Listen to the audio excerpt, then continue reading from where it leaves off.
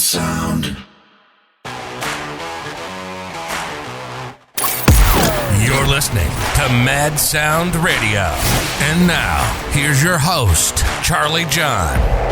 Why don't you just kind of explain yourself? No, explain like who you are, kind of your background in music and all that stuff, just for the listener's sake and for my sake, honestly.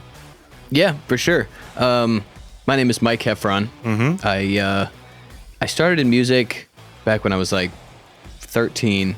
I started getting into bands. Okay. And basically played in bands all the way up until COVID. And we had changed a lot of different bands. You know how it goes. You jump members, you switch names, you switch genres, and sure. It was mainly my brother and I. We had played in bands for the majority of the time that I played in bands, and that's right. Nick Heffron. You can find him Nick Bop on online. He's with Sunday Drives now. Yeah, Sunday Drives. I was gonna say, yeah. Yeah, and they're killing it. But we were in Infinity Spree together. We were in Novell together. We were in Speak Hands for Me, a rivalry. Yeah. We kind of touched a lot of genres, and we got into the other side pretty early on of like booking other bands. Because we grew up on the West Side, and there were not a lot of music venues even close to where we were located. There was one called the Harrison Avenue Theater, and that was that was life-changing. Right. You know, we were able to see bands at 14, 15 years old at an all-ages venue. Yeah. Close enough that our parents would drop us off at it. And we would do that every week. I mean, sometimes it was Friday and Saturday. I mean, we were hardcore, zealous regulars. And so we wanted to play a show there. That was the holy grail at the time. Sure, Seems kind of crazy looking back, but you all start somewhere, right? Absolutely. And but it closed down, as many venues do. And so we started throwing pop-up shows in the upstairs like party room of the bar Fogarty's over in Cheviot. And we mainly did it because, you know, it was so difficult to get our own band booked because there's only so many venues and there's a lot of competition with bands and artists all over the city and then touring acts coming in. And so we said, well, you know, if we can't get a show booked, we'll just throw a show. Sure. And got sort of a ragtag Frankenstein PA system up there, and we would book punk bands and then heavy bands and do the thing. From there. Oh yeah. I mean, from there we kept going, started playing shows at Madison Live. Well, Madison Live wasn't around then, but Madison Theater, Backstage Cafe. Right. Yeah. Met a lot of those guys. Started working alongside Madison's booking agents. They got my brother and I in as booking agents, so we started seeing a little more of that side of the industry and the business. And from there, we started touring. And so once we kind of figured that out, I said, well, hey, I can do this for other artists as well. So we started booking other artist tours throughout the region, throughout this half of the country, so east of the Mississippi River. Wow. And did that all the way up until COVID. But right before COVID hit, my band Infinity Spree broke up. A lot of the venues that I had contacts with in the booking world, they all shuttered. Many are permanently closed now. It was a rough time for music. But from there, I switched gears. I had originally gone to school for audio video production, electronic media. Okay. It was called at the time. They don't even offer that degree anymore. It's all separated. But sure, you would basically go if you wanted to do audio, video, digital, graphic design, so anything like that. Yeah. And I thought, I'll get into this. I'll be a hotshot recording engineer, you know, Sure. Be like Bruce Vig or somebody, Butch Vig or somebody like that. But sort of fell in love with the video side. And once COVID hit, I had a choice. I could either like wait this out or switch it up. And so I started freelancing as a videographer, met a lot of cool people, including my current business partner, Jake. And we started a company called 6FI. So we're now sort of a creative video marketing agency. So taking all those skills of promoting bands and all of that throughout the years, because if you can sell music, you can sell pretty much anything. It's a product that has no tangible value. It's difficult to define target markets. Yeah. And so anything else is pretty much a cakewalk. Sure. So when did you guys start that officially? We started that last year. Oh, last year. Okay. And how's it going so far?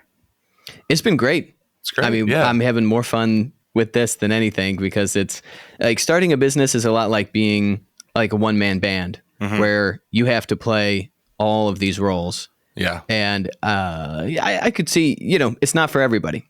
Yeah. Some people, they really prefer to focus on their thing. They have no interest in the other things. I'm more ADHD where I like bouncing around or else I get bored. Yeah, no, I totally get it. So with you, with the Sunday drives thing, is that still happening, or is it just not with you, or? Oh yeah, I was never in Sunday drives. Oh, okay. See, I thought it was you and your brother that were in that band. See, this is No, that's just it started just Adam Lee. Yeah. And I know he's played with a few different musicians, kind of as backup. Okay. But Nick's the first official second member. Oh, okay. Gotcha. So, when you guys were growing up, were you in a house full of music, all that kind of stuff, or was music something you always knew you wanted to do? Yeah. Yes and no. Okay. Our dad, he played in bands throughout his whole high school and college life, but Right. but growing up, he never played like around us, so it's not like we Okay. really saw it or anything like that. Right. Our grandmother, one of them played some piano, and we got a Casio like keyboard for Christmas one year. The kind of like $59 little Yeah. plastic thing. But then she said, "Oh Absolutely. yeah, let me see," and just started playing. And yeah, our minds were blown. We're like, "Grandma, Yeah. you play piano? We Yeah. never knew this. Never mentioned it or anything like that." But Yeah. so that's not crazy. surrounded by a lot of musicians, but I would say passionate music fans for sure. Yeah, passionate music fans. That's always something. That's always something that can be planted at a young age, and then, yeah. I mean, where did you do that? Because I have a degree in audio video production, but again, that doesn't exist anymore. Where did you go to school for the electronic media? I went to University of Cincinnati. Oh, you went to UC. Okay, great. And then Perfect. I attended Cincinnati State after that. But I never finished anything there. Okay, great. And you look at that like you learned. Did you think you learned more with that at Cincinnati State and UC, or kind of more in the real world? Well, the real world's the best teacher. There you go. And there's, for a business, like anything creative can't fully be taught in college because it's subjective, right? Any kind of artistic thing. They could teach you sort of how it works in a professional setting. Yeah. And that's super helpful. And I think Cincinnati State even did a better job because the professors there were they were more willing to tell you sucked, where I think maybe, Okay. the UC ones are more afraid to keep their job. They don't want a bad review or something. But Cincy, Interesting. which I appreciated. I was like, yes, if I suck. And I remember I created this mix. We were doing sound design for video. And Okay. so we didn't do the video, but we were doing all the sound layering, sound effects, Sure. transitions and stuff. And my professor is like, what are you doing? He's looking at the chain. He's like, what, do you even know what a compressor does? Right. I was like, yeah, I think so. I don't That's all know. you do, man. I think, and that is like, yeah, when you're learning all that stuff, it's some of that stuff can seem really complex, and then you just dig into it, and it's like, oh, it just does this and this and this, and that's it. But Yeah. Although I now, and I'm sure you do the same thing. It's all YouTube University. I mean, oh you can yeah, learn yeah, everything. absolutely, for sure. And then you just kind of take things as they come, and it might not be the way that you want to work, or, you know what I mean? But it's a different way to go for sure. Yeah. And without that kind of feedback, although YouTube will give you the feedback, the public will give you the feedback Public if you're will give you willing the to actually feedback. take it. Yeah. It's a tough pill to swallow. Oh yeah, to get to have the people behind the keyboards kind of telling you what's up, but Yeah, exactly. yeah. So I do want to get into the industry actually a little bit with you, because I see that you post during COVID. You actually did something very interesting. Was it you who did Mournhub? Was that you? Yeah. So that was you. Okay. Can you explain a little bit about how that came to be and what that was? Obviously, it was COVID was happening, so everything was shutting down. So how did that idea kind of come to you? It started with another musician friend of mine had sort of seen the rise of Twitch, and we were always back and forth figuring out sort of what are new ways that we can try to promote our music and sort of capture new ears and new audiences. Yeah. And so we're like, hey, this is a great audience. There's not a lot of people doing music in that live streaming space. So we started live streaming on Mixer and Twitch. Right. So we got all the gear. We figured out OBS, all that kind of stuff. Sure. But But we figured out quickly that those platforms definitely care about video games way more than music. So Yeah. it's a hard road. Although nowadays I see a lot more successful music streamers across Twitch, Sure. TikTok Live, big for musicians yeah. right now. Maybe COVID spawned that a little bit. I don't know, but I think it definitely contributed a lot. sure. Yeah. And that was sort of my reaction at the time when COVID hit. I was like, well, I got to do something, because we had been playing shows almost nonstop for over 10 years. Right. So it was like such a shock That's tough being to all of a come back sudden from. stuck and not sure if anything would come back to normal, honestly, because it kept Yeah. sort of extending. I mean, Sunday Drives, they had an entire tour booked starting in April and had to cancel the entire thing. So it was devastating. Yeah. And I was like, well, I want an outlet and I have all this streaming equipment and basically nothing to do now that I have no job, essentially. So we just started doing the Morn Hub thing and seeing, what it was like, what people are thinking, what people are experiencing in this virtual side. And there were a lot of people thinking, this is actually the new way. Virtual is going to be everything Yes. Yeah. now. Absolutely. Which I feel like they were half right, half wrong. right. So Like it we've was definitely in a Yeah. So it was that just a talk show with the community, right? yeah, exactly. Okay. Yeah, basically like current events, different sort of things I was thinking about as far as mindset and anything that interested me really. Yeah, sure. I was like, well, it's my show. I can talk really about whatever cool. I want. Did you you're not doing it anymore, or is it going to come back? Is that possible, or anything like that? Or I'm not sure. I want to. okay, yeah. I've had people ask about it, but it's Yeah, tough. It's Saw a that. it's a lot of work. I'm sure doing podcasts is Sure. it seems easy when you're watching them, but when you're actually doing it, you're like, wow, this is a lot every day type thing. It can be, yeah. Finding the right people and everyone's been great, and you know what I mean. Like it's really it's a my outlet, honestly, because I get a lot through music, but through connection and person, like talking and getting into personalities and all that kind of stuff is another way to do it. And now we have this way of doing it virtually, which is so easy just to pop on here and just hang out for a bit. You know what I mean? Yeah. I mean, it's fantastic. I know Yeah. a podcast hosts that essentially run completely virtual because they like interviewing, like one, for example, he interviews entrepreneurs and startup owners, and very few of them are in the Cincinnati area. But no matter where they are, they could be in Pakistan, they could be in Silicon Yes. Valley, and they zoom right in. Yeah, it's funny. It's funny you say that, and I've been thinking more and more about just being kind of preferring that way more than in person, just because again, like it's so easy for someone to just throw it on and real quick, and but I'm not going to make any hardcore decisions about that right now. But I like it more and more, so it's been great. So that's something it allows great you to reach out. I mean, you're not Yeah. stuck with musicians in your town. You can interview any of them anywhere. Yeah. So as far as the digital marketing, right? That's the company, right? 6fi. Correct. Okay. So you working with musicians on is it musicians exclusively or Currently, it's no musicians. no musicians at all? Unfortunately. Wow. Okay. We do assist with Beyond the Stage Live, which is Right. it's sort of a media startup in Covington, Kentucky, based around Yes. Madison Live, performing artists and capturing that through a media lens and everything. But we don't charge anybody for that. We don't do any. Yeah. We just do that strictly to help musicians as much as possible. And when I first started the video thing, I worked primarily with musicians because that's what I know. Yeah. But it's tough to explain to especially a lot of musicians the value that marketing and media and production and these kind of assets, like what they can do and why they should invest in them.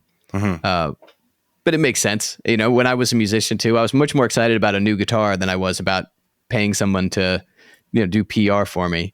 Right. Yeah. So it's just content creators right now currently. Yeah, we mainly work with companies, nonprofits, Oh, company. Okay, yeah. different brands, and we're not opposed to working with anyone really. Sure. Yeah. That's a great way to go about it. I'm telling you. So I got some little questions for you here. No big deal. Shoot. So when you were in music, I don't know, this question might have been different, but what's your idea of making it nowadays? Quote unquote, making it. Making it as a musician. I'm glad you asked that. Yeah. Okay. Oh, go ahead. Let's start there. Making it as a musician. Let's start there. Well, I've had it since COVID. You know, I thought my theory was this is really going to be a wake up call for the music industry as a whole. It was already outdated way before COVID happened, and I was like, well, now they're going to finally realize like we can't just go back to the same formula. Right. And then as soon as COVID passed, it's back to business as usual. And I was like, I can't believe this. Everyone still wants to get signed to labels. They still want to follow the same sort of route that they understand is the way to do it. But we have so many more options now. And I believe that there's still a very untapped way for musicians to really just activate their own audience. And if we define making it as being self-sufficient, that's what I define it. I mean, we can go into like, how do you get big and rich or whatever. Right. If the first goal, every musician I worked with, I would ask them, I was like, so what's the goal here? Like, what do you want to do? And they're like, well, I want to live being a musician. I'm like, cool. That's not too hard. You know, I mean, it's not exactly easy, but at least the goal line is here instead of like, oh, I want to be in the Rock and Roll Hall of Fame. Like, well, we're going to have to do a lot of work for that. But, it's different. But with organizations like Patreon, like it was like Fanstar or something like that, you know, where if you totally, any sort of subscription based way where you can say, hey, community, it's an easy ticket and you get X amount of content, X amount of access, and there plenty of creators are super successful with that. And depending on how many people are in your band, it would depend on how many subscribers you would need and how much merch to sell and sort of those extra add-ons. But if musicians would spend 80% more time focusing on that route instead of chasing some A&R rep or some sort of magical discovery by a label, right? They would actually have a much better chance of reaching that self-sustainability. Whereas once you work a little closer to a lot of the guys in the industry, you're like, well, this is not, it's not a very honest industry.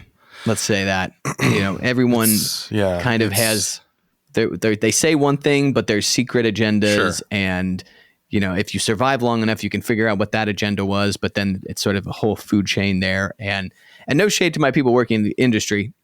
Most of you are fantastic, but you know exactly what I'm talking about too, because somewhere someone is pulling some strings and the artist is usually the last to know the truth about anything. Right. Well, sorry, take that back. The audience is the last to know the truth about anything. Yeah.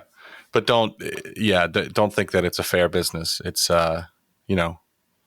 it's really, and back to the Patreon Bandcamp subscription model, all great, all amazing. But I hear this a lot from musicians nowadays that's what they're chasing now, but you still in the back of your head there's always something about an A&R. There's always it's some golden thing. I don't know what it is, but they have this kind of like thing like, oh, a label liked my music, or I want a label to notice me or something like that. Yeah. I mean, it's the dream. That's the fantasy. That's the rock star fantasy. It always has been, and it doesn't need to be anymore. Yeah. And it hasn't needed to be for quite a long time. Right. And we've seen that even back in like the early 2010s, where you'd have these labels that essentially just sort of propped up on debt, and then they're stealing from their artists. And you're sort of seeing this come out through like MySpace channels and Facebook channels back then.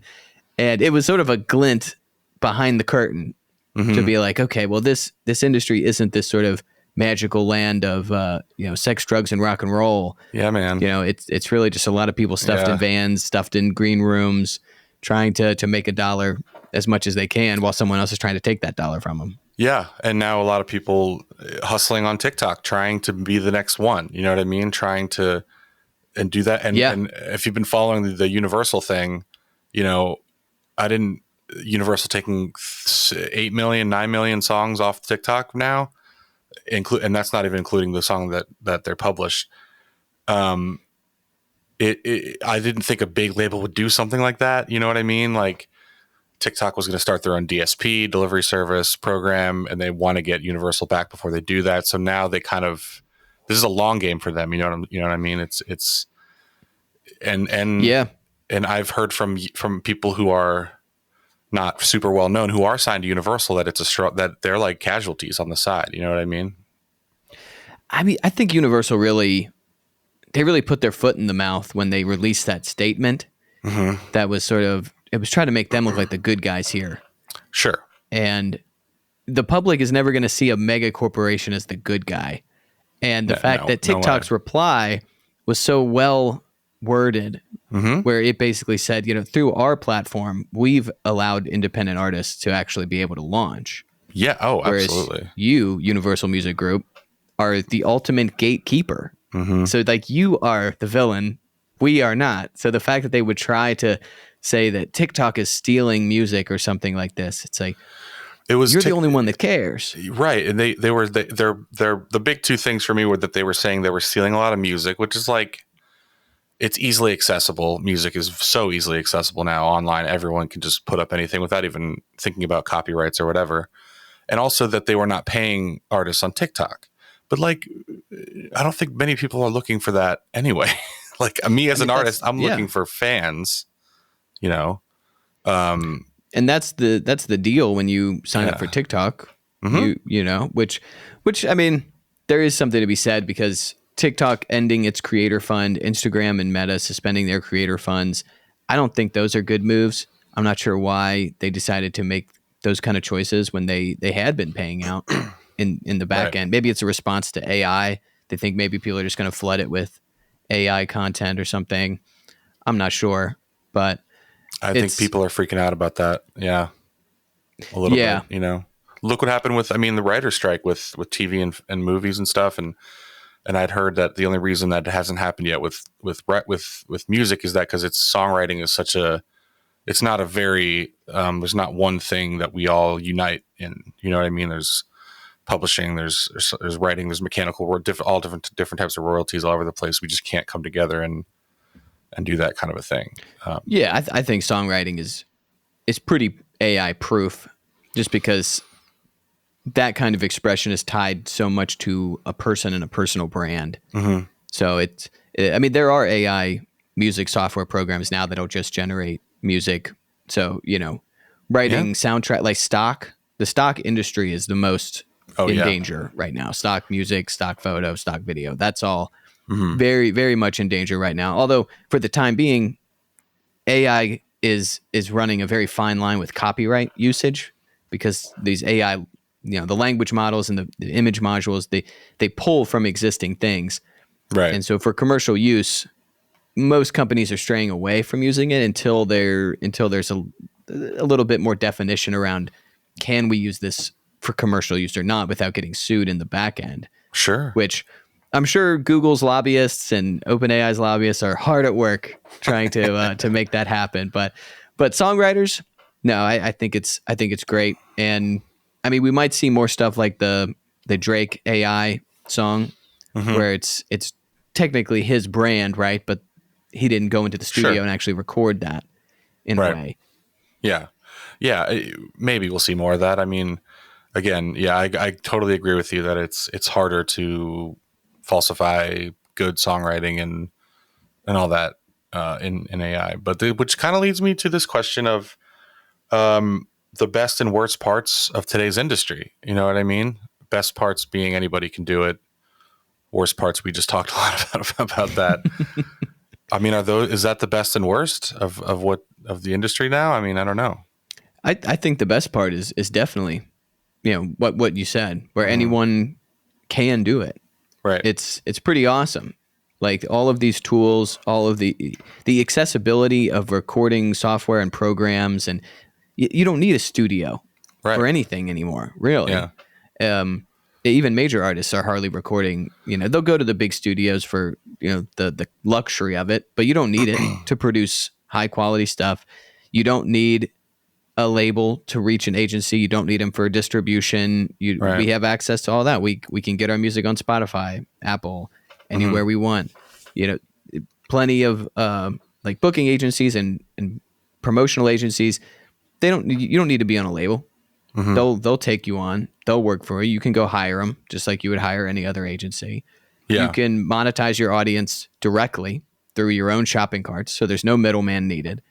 It's I think the worst part is actually the caveat to the best part, which is because everyone can now do it, a lot more people are trying very hard to do it, which makes it a tough, saturated marketplace to try to get some attention in.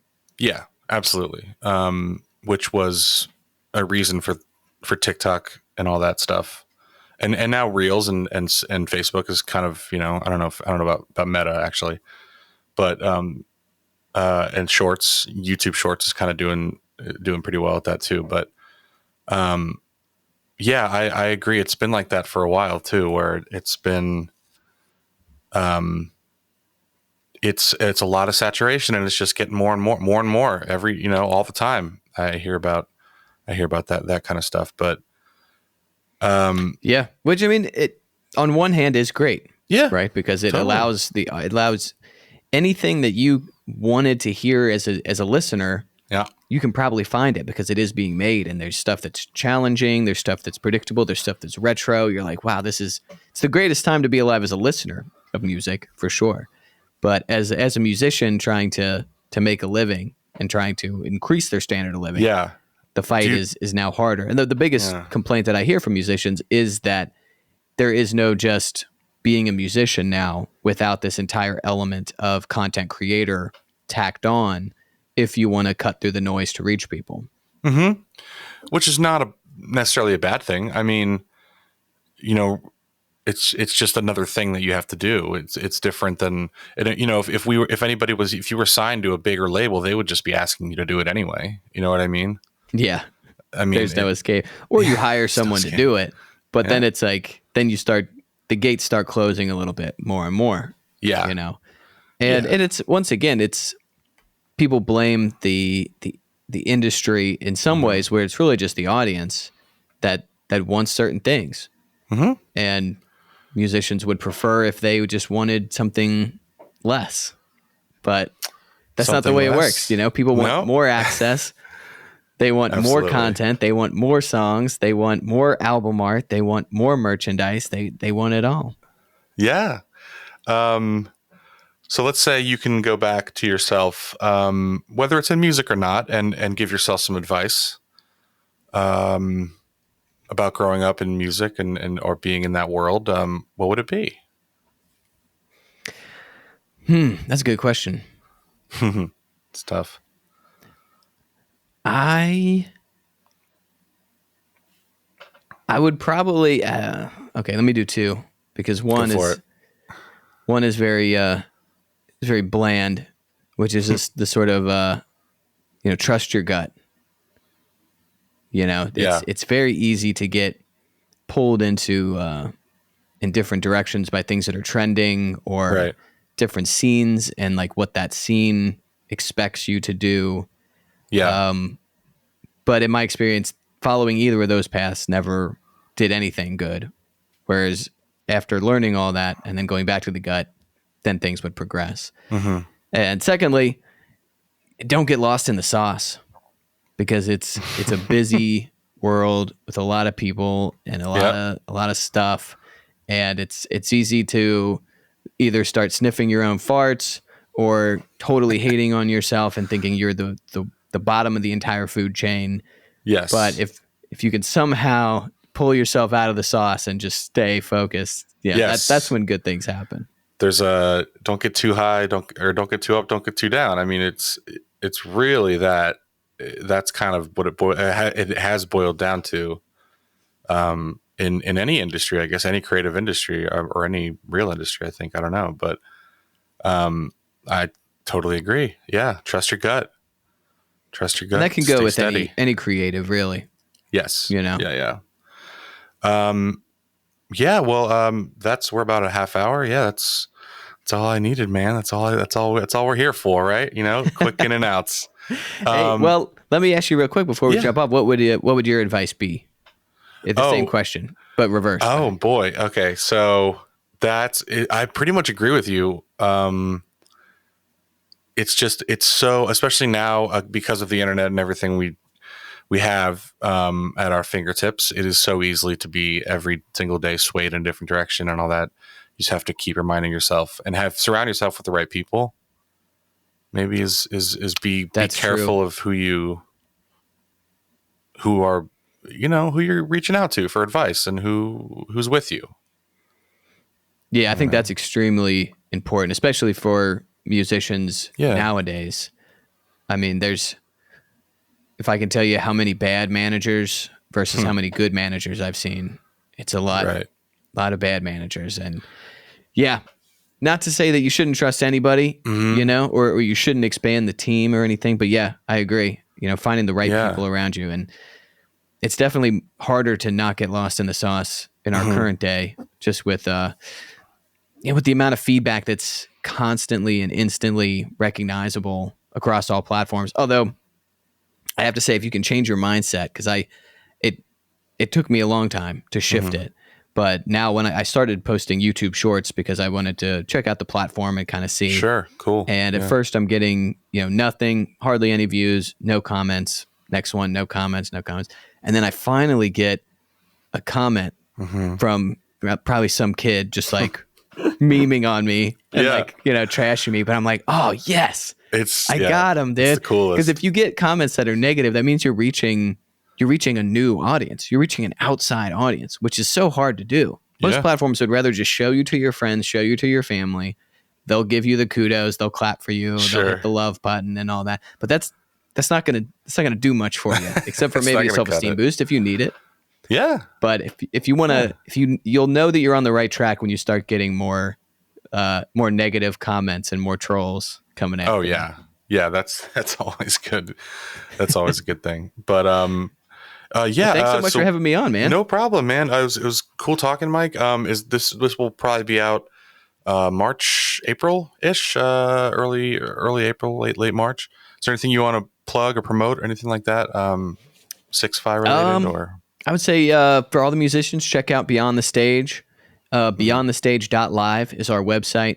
We're currently trying to fill out a lot more of the journalistic side of that feature right now. It took us about 6 months to sort of lock in the live show, the live event, lock down enough sponsors to make sure that can consistently happen. And so now we're interested in kind of opening those doors in a more journalistic view. So, if you have new music coming up, BeyondTheStage.live, email us, send us your press releases, drop your stuff. We'd love to share the platform for local musicians and any independent musician out there. Great. Yeah. Me, myself, you can find me at Mike Heffron on most platforms, or if you're interested in the creative marketing services, you can find me at 6FI Media on Instagram, Facebook, LinkedIn, everything. Great. Awesome. Definitely. Well, thank you again for doing this. I really appreciate it. We'll have to talk again soon, man. Thanks so much, Charlie. I appreciate it. No problem. Yeah. Thanks for listening to Mad Sound Radio.